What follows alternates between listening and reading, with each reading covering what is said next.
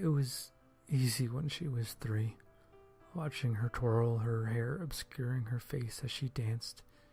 She liked the silly tunes, Barney, Kids Bop, songs with the artistic value of a candy bar, but they made her happy.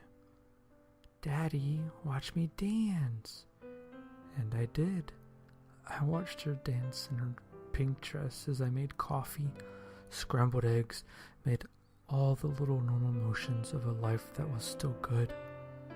I had time to watch her turn and laugh then, her giggles like little bubbles popping. When she was 5, she was more serious, and her smiles would change sometimes from a wide, toothy white to a scowl, like she sensed some change but couldn't understand the magnitude or direction of it.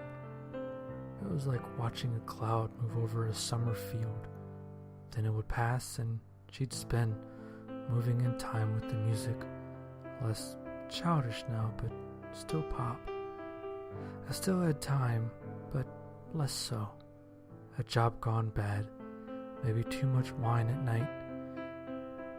If she knocked something over while dancing, I'd sometimes yell, and the cloud would pass over the field again.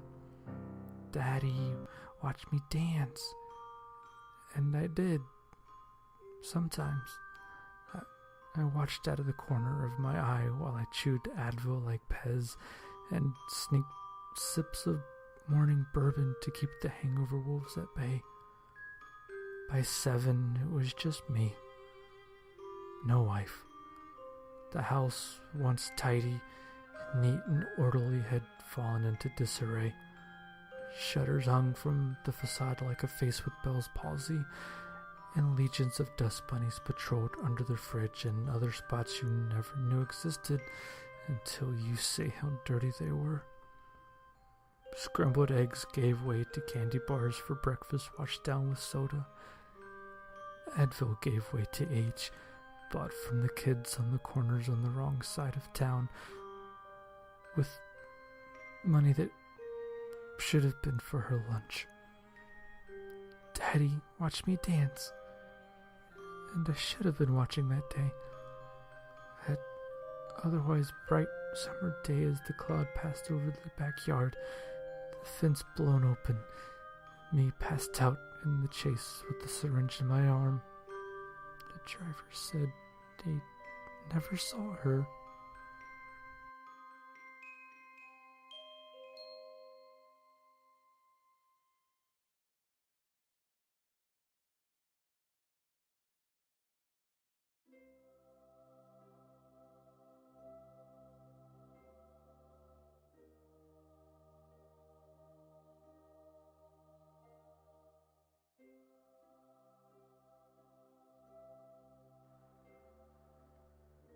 My daughter and I had stepped out of the house after dinner of shepherd's pie and carriage to see the first snowfall of winter. Just turning 5, she didn't remember prior snowfalls well, and asked me a stream of questions as the flakes fell silently all around us. "Daddy, where does the snow come from? Does Mommy send it down from heaven?" I struggled for an answer. "Honey, Mommy would if she were in heaven, but she's not. She loved you very much, but she's gone." I always struggled to resolve the discrepancy between my agnosticism and my wife's deeply set, but in my mind misguided, religious tendencies. My daughter was still forming her own ideas about religion and other cosmic matters. "Where is she?" she asked. We trudged along the path to the frozen lake, our gumboots making that particular squeak-squelch sound that only happens on deep, new snow. The line of trees bordering the path started to open up as we neared the lake, giving us an unobstructed view of the sky. A patch of clear, black night sky dotted with pinpoints of utter crystalline starshine follow the leaden clouds that were currently dropping the snow on us. In the distance, I heard the low rumble of thunder. I had never experienced thunder snow before. "Sweetie, She died. She was here, but now she's gone. She's no place, just like you were before you were born.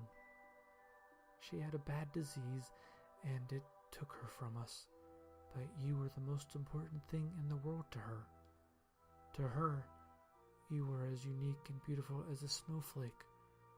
No two are the same, you know. Out of the billions and billions that are falling all over the world tonight, each one is totally different from the next. To your mom, you were like a perfect snowflake. She thought for a moment, silent. Then she held out her tiny mitten, palm up, for me to see. 2 small snowflakes lay on the cold, black leather of her mitten like wee stars. Before they melted, I saw that they were identical to each other. The clouds moved on, and the patch of crystal clear night sky lay atop us. Overhead, without any fuss, the stars blinked out, one by one.